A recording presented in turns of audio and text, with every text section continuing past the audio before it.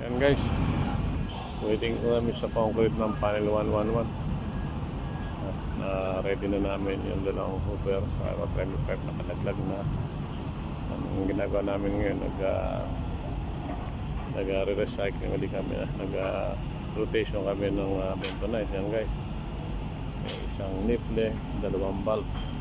So sasara isang valve, papasok sa isang hooper. Hanggang ganyan na, connection lang. Waiting for concrete for panel 11 guys, mga kasangga. Yan, yun ang ating may dalawang valve yan, yung control kung ano mo siya ng nipple. Yan guys, yan lang. Connect ka natin sa pump. Ayun, yan mga kasangga, panel 111 waiting for concrete. Yan, nag-hintay tayo ng concrete. Siguro mga 9 o'clock maka-start na tayo ng compressor mga kasangga. Okay mga kasangga,